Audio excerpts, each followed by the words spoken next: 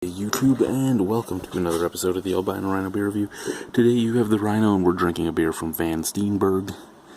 This is Gulden Draak 9000, which is their quadruple. So, Van Steenberg is an Abbey brewery. Abbey brewery meaning they pay somebody for usually they pay somebody for the name of the Abbey. It's not a true Trappist, even though a lot of the Abbey beers are just as good as a Trappist brewery. Say, St. Bernardist, for instance, is an Abbey brewery. What do we got here? 10.5% alcohol by volume. Let's hold it back here and slowly bring it in and see if we can get it focusing in.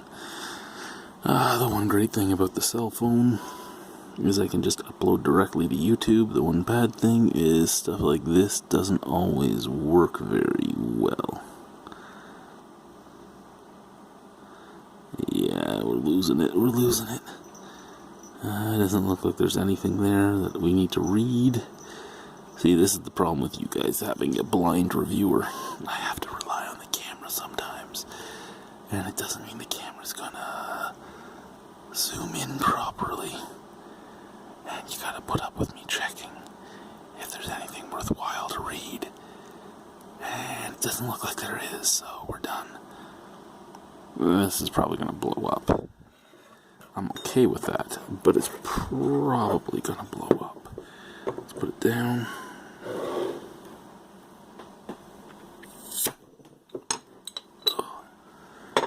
Whew, that had a very, very big boom.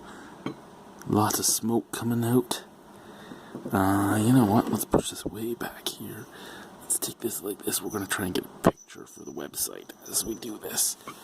So, yeah.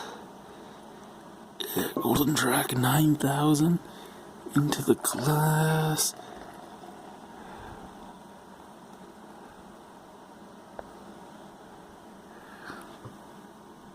Okay. So,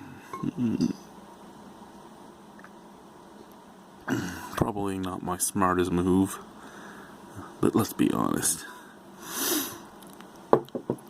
And people don't watch the channel for my smartest moves. They watch the channel for the stupid things I do. If they wanted to see my smartest moves, they'd, come and hang out with me in real life, which most people are open to do. I always am looking for people to share beers with.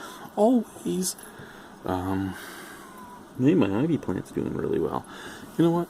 I want my ivy that I grew from a seed to be in my video. Here, you know what? We'll even let him reach in front. He's like, fuck you guys, I'm Chad's ivy. Alrighty. That's my ivy. You can tell which way I had it turned for a little longer than I should have, because it's reaching for the sun on this side. And then I turned it to this side a few days ago, and look, it's reaching for the sun.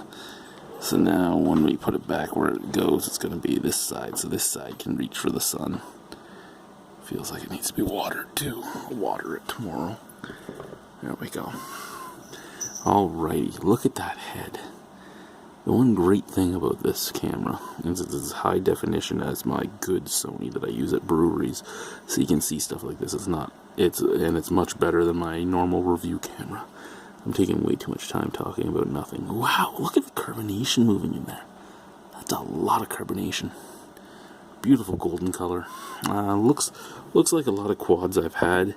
A little more head than a lot of quads.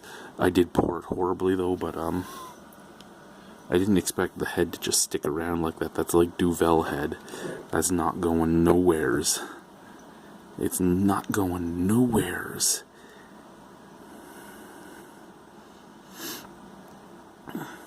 It's here.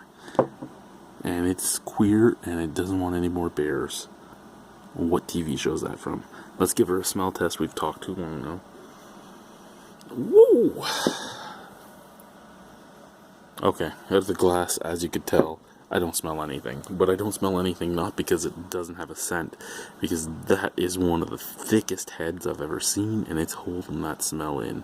There ain't no smell escaping that bullshit right there. Out of the bottle, I'm getting that sweet invert sugar that the Belgians use so much, like the beet sugar.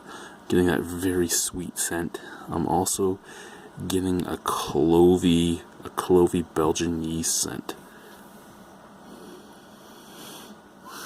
Yeah, basically just cloves and sweet, sugary goodness. I'm scared. I loved Gulden Draak. I loved the original Gulden Draak, and there's so many variants of Gulden Draak, but I'm scared of this one. I'm really, really worried about drinking it. But we're gonna drink it anyway. So let's put it down over here where you guys can see it. Let's take the braid elastics out of my beard. Here they are. Purple and yellow. That's what I want to work with in my beard.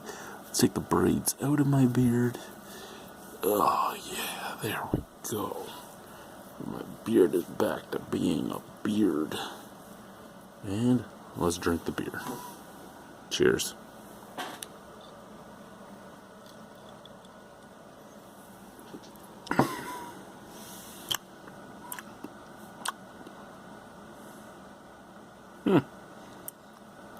Okay, first and foremost, this is a super dangerous beer. It's super dangerous because it is 10.5% alcohol. 10.5% alcohol, and Marty, if you watch this, I love you, but I'm going to have to troll you every chance I get. It's 10.5% alcohol, and I would think it's like a 4% alcohol beer. There is no astringency at all to this beer. Really, there's not even much warming to this beer. There is a tiny touch right at the bottom of my throat. If you were to take your finger and follow down your throat, right where your clavicle meets, the center of your clavicle, is where the warmth is. Right in there. So under your Adam's apple, if you're a guy, a couple inches under your Adam's apple. And yeah, that's where I'm tasting. Well, I'm not tasting, I'm feeling my warmth. Other than that, you would not be able to at all tell that this is a high ABV beer.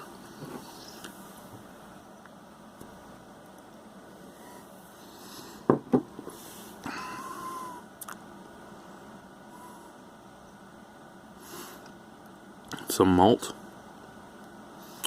some sugary sweetness, and a tiny touch of I was going to say cilantro, but that would be the wrong version of the plant.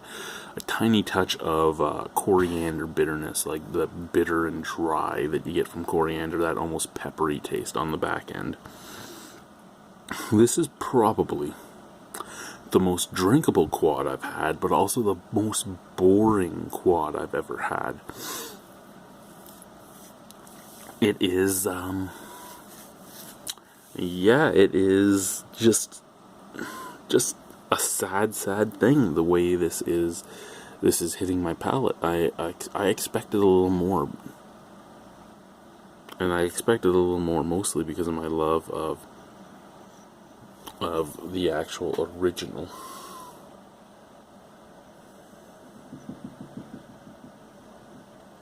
So because of my love for the original, I expected this to have a much higher taste to ABV ratio, but what I'm getting is a good drinkability to ABV ratio. So I mean, to an extent, I can't really complain, because yeah, it's not all that flavorful, but it is 10.5% alcohol, and I could drink it all day long. It really is very easy drinking.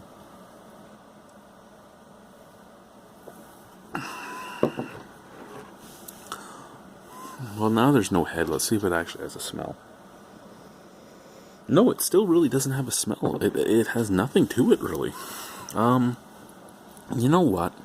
I'm going to give this, I gave Gulden Draak a 9 out of 10, and I love Gulden Draak, and I'll jump on Gulden Draak every day of the week, and I love Belgian beers, but this one is just boring. It's a good beer, and I mean, yeah, it's going to be more expensive for a smaller bottle, but if I had a choice of drinking this or, say, Fax Extra Strong at 10% alcohol, I'd choose this any day, because this actually doesn't taste bad. It doesn't taste good, per se, because it doesn't taste like much, but it doesn't taste bad, and that in itself, excuse me, is a plus for the beer. Or Crest Super at 10%. This is a lot better of a choice than Crest Super, and yeah, it's only 0.5 more, and it's a smaller bottle, and it'll cost more, but you know what? At this point, it's at the point where this beer is, it's actually worth spending probably the extra $1. It would probably be close to $3 instead of close to $2. Well, one's probably $2 to $2.25, and this is probably somewhere in the $3 to $3.50 range in North America. But it's better to pay the $3 to $3.50 for the 0.5% alcohol at a smaller bottle and a much higher quality than it is to buy that sugar fortified bullshit. And I know some people love it, and if you love it, I'm not trying to make fun of you, and I'm talking about the Crest and the Fax here. If you love that stuff, I'm not trying to make fun of you, but in the end, pay a little more money, get good quality. There are times where quality isn't a big thing for me. I mean, cheese is one of those things that I will never cut corners on. I buy good quality cheese. Kraft dinner, another thing.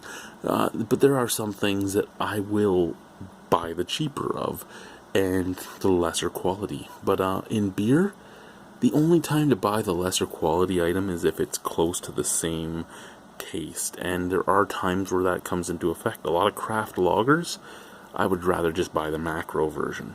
A lot of craft radlers, I would rather just buy the macro version.